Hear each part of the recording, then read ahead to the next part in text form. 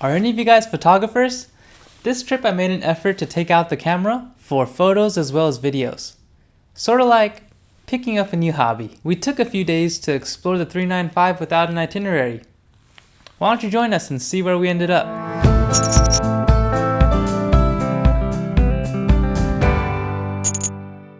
From LA to our meet spot, it was about a 2.5 to 3.5 hour drive.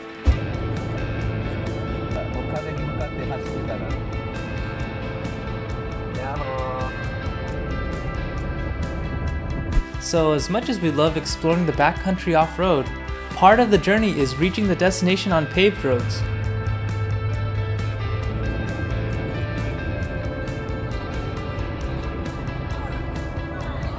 So what do you do to pass the time? You vegging out? You playing cell phone games? Or watching some YouTube? It might be tempting to distract yourself, sneak a little peek. Nope, you stay alert and you drive. Because it's all worth it when you get to your destination safely. And then, the real adventure begins. For those heading northbound from the LA area, our usual meetup spot is this Shell station in Pearsonville. We also met up here before Monachi Meadows run. There's a lot of open space, and it's on the way to many points of interest along the 395.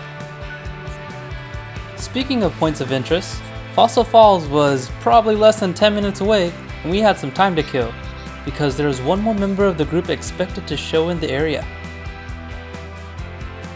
As you can see, it's a pretty easy road in, and then it turns into dirt with a little bit of corrugation.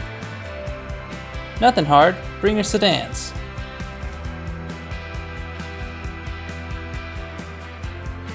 Follow the signs and you'll end up at a parking lot where you have to continue by hoofing it. Here's some pictures of our parking spot.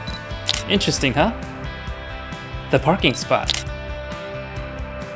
Yes, I heavily edited these photos, but they give me joy. What do you guys think? Where can I improve?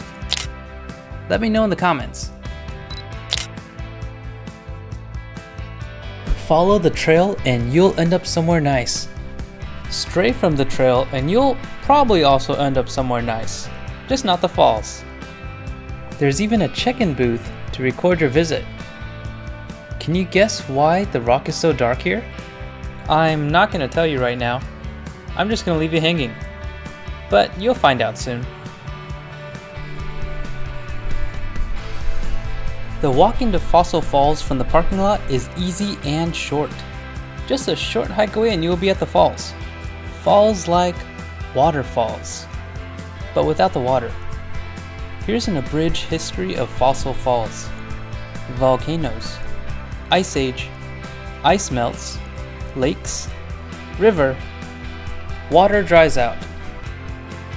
We are walking over ancient volcanoes, dark rock. Well, now that you know the history, imagine what it was like before. Keywords, waterfall and river. Here, I'll help you out.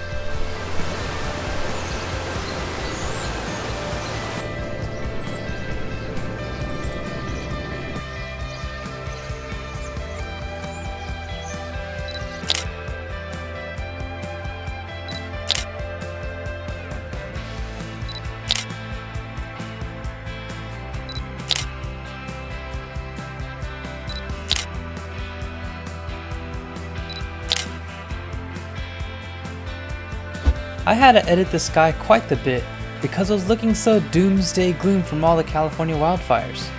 You gotta do what you gotta do. Actually, one reason we're all the way out here is because our local trails are closed down from the wildfires. It was time to get rolling. There is still the Fossil Falls Campground to see before meeting up with our friends in Lone Pine. Nice, that's a bargain. Buck? What? $6 a night. Oh, $6. $6.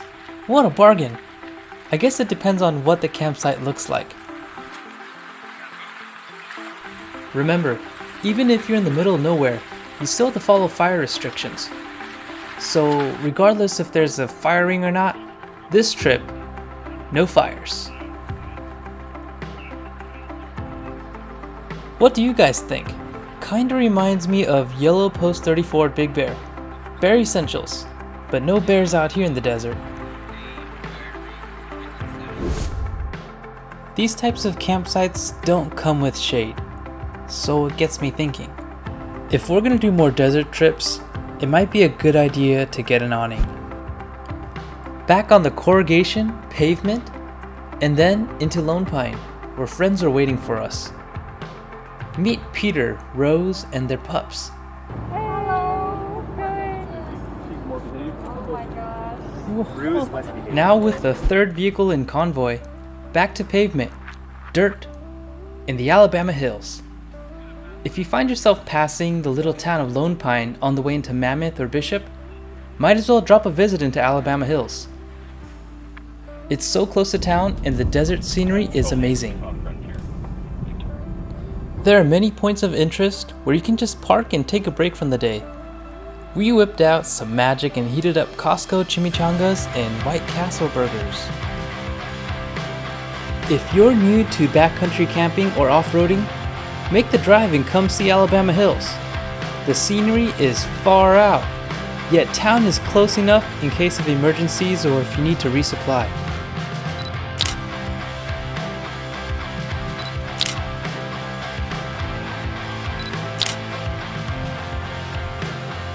It's a nice spot, beautiful drive, and not much of a challenge for a four-wheel drive vehicle. But you're also missing the point if all you want is just a challenging road. The views here are tremendous, which is why so many movies have been filmed here, including Iron Man, Gladiator, and The Lone Ranger. So beauty aside, the Alabama Hills is easy access.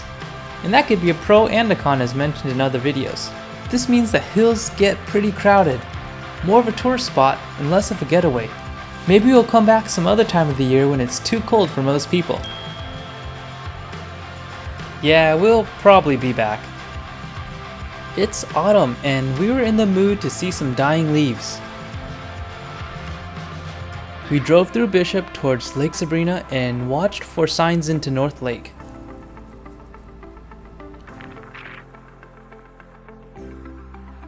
These signs capture the essence of the drive up. Narrow, steep, don't recommend trailers, but we brought ours in anyway.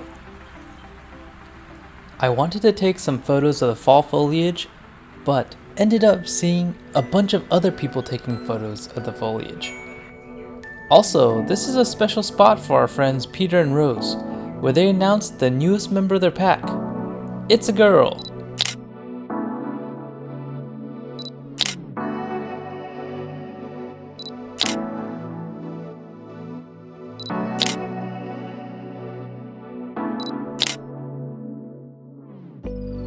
So we went into BLM to find camp. Our caravan shifted a little bit.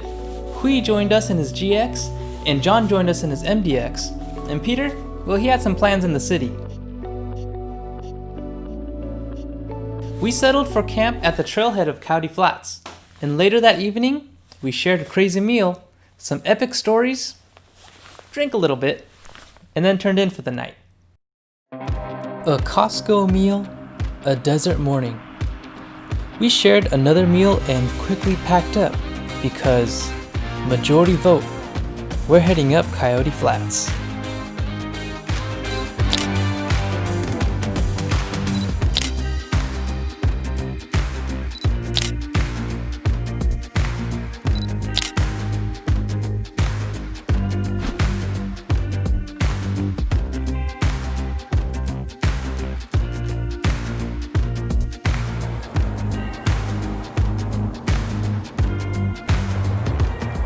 Up we went.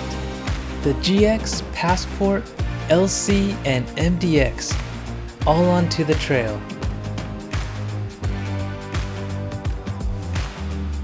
By the way, do you know what Coyote Flats is infamous for? I'll give you a hint. It's not a technically difficult trail. Yeah, that's snoring. I don't know. The ground gets soft in some spots, and you're constantly climbing. For most vehicles, what is the first part to give? You'd be right if you guessed an overheating transmission. As stated before, This trail isn't difficult. Some spots have holes where you might get stuck if you're using the wrong line. Just don't go falling off the edge. Take some peeks out the driver window though. It's a nice sight. We took periodic breaks as to not overheat our transmissions. Leave your vehicle on, set the brakes, and let the fans push that sweet, sweet air into the radiator. During this break, some of us were in deep, deep thought, thinking of things like, what is that vehicle coming up the trail? Others were making natural deposits.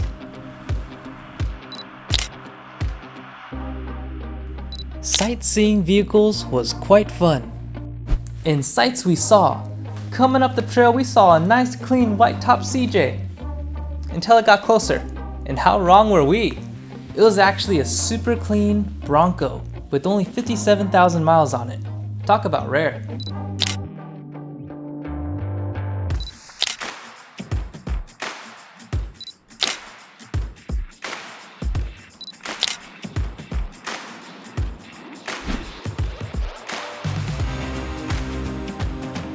Transmission temps were looking good, so we continued on our way.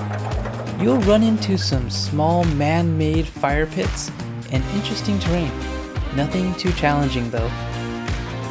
Again, it's not technicality that will defeat you. It's the trans temps. It's fun to watch our vehicles go up the hill, but pay attention to that Jeep up top. He knows the laws of the land. Vehicles going uphill have the right of way.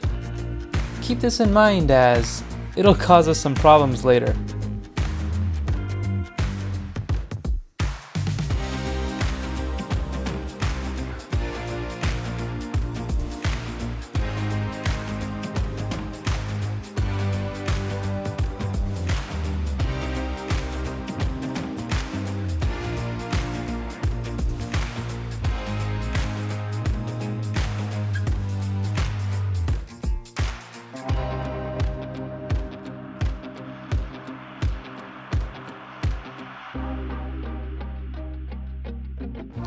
Huh, very interesting. Looks like Hui and John took another line.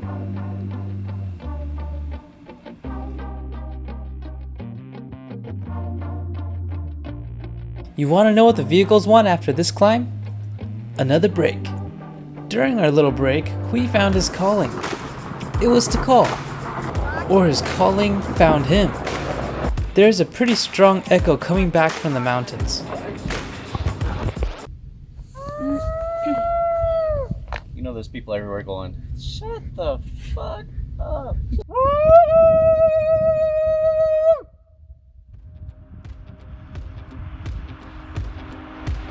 Once your transmission temperatures hit the high 220s, 230s, consider taking a break. Because at 240 degrees, harness starts to form. Seals start to harden, plates start to slip, your seals and your clutch start to burn out, carbon is deposited, and you can get yourself a new transmission. Also, keep in mind that if you regularly run higher temperatures on your transmission, that your tranny fluid needs to get changed out more frequently.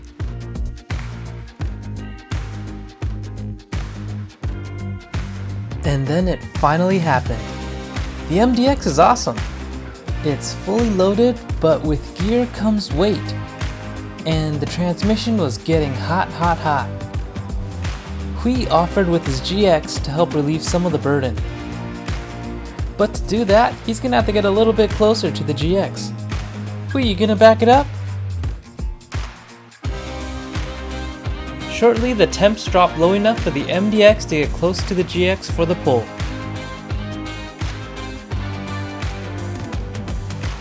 Here are some quick tips on pulling a vehicle up a trail. The first thing is to keep good communication between the vehicles. Remember, the front vehicle can see obstacles that the rear vehicle cannot see. Second, try to pull in as straight of a line as possible. So if you have multiple recovery points, just try to keep the pull straight. In this case, we're using the MDX's front passenger and hooking that up to the GX's rear passenger, making that a straight pull. The third thing is to keep constant tension on the line during a pull. This ensures that you're actually doing something and not just playing around.